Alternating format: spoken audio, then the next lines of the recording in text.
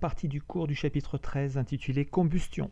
Vous notez grand 4, alcane, alcène et alcool. C'est parti. Donc un hydrocarbure tout d'abord, qu'est-ce que c'est? Eh bien c'est une molécule composée uniquement d'atomes d'hydrogène H et d'atomes de carbone C, hydrocarbure. Donc dans le modèle moléculaire affiché, eh bien, vous voyez des boules noires qui symbolisent les atomes de carbone et des boules blanches qui symbolisent les atomes d'hydrogène.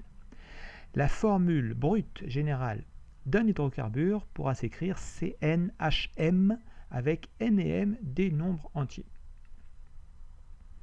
Alors, un hydrocarbure peut appartenir à la famille des alcanes si toutes les liaisons dans la molécule sont des liaisons simples. Donc, j'ai pris en exemple l'alcane avec 3 atomes de carbone, c'est-à-dire le propane. Eh bien, vous voyez qu'on n'a que des liaisons simples entre les atomes de carbone et bien sûr avec les hydrogènes. On parle alors d'hydrocarbures saturés. Saturés parce que le nombre d'atomes d'hydrogène liés aux atomes de carbone est maximal. La formule générale d'un alcane donc, pourra s'écrire sous la forme CnH2n+2. Si j'ai n atomes de carbone, j'ai 2n+2 atomes d'hydrogène, avec n donc un nombre entier. Et tous ces alcanes possèdent la terminaison -ane. Alors on y va. Le premier des alcanes, c'est le méthane, avec un seul atome de carbone, et il aura donc 2 fois 1 plus 2, 4 atomes d'hydrogène. Donc la formule brute du méthane, c'est CH4, c'est le constituant principal du gaz de ville. Ensuite, vous trouvez l'éthane, de formule brute C2H6, et c'est un des constituants du GPL. Puis vous avez le propane, formule brute C3H8, et bien le propane c'est un combustible pour les gazinières et qui a la particularité de ne pas geler en hiver, et donc on va le retrouver sous forme de citerne à l'extérieur des maisons. Et puis vous avez le butane, formule brute C4H10, qui est un combustible également, mais qui gèle en hiver et donc qu'on trouvera dans des bouteilles qu'il faudra rentrer dans la maison. Alors, un hydrocarbure appartient à la famille des alcènes s'il possède dans sa molécule une double liaison entre 2 atomes de carbone. Donc, est représenté le modèle moléculaire du propène ou propylène, et vous voyez bien la double liaison entre 2 atomes noirs, 2 atomes de carbone. On parle alors d'hydrocarbures insaturés. La formule générale d'un alcène est CnH2n, avec n un nombre entier. Donc on a 2 fois plus d'hydrogène que de carbone dans un alcène. Et bien sûr, n commence à partir de 2 puisqu'il faut une double liaison entre 2 atomes de carbone.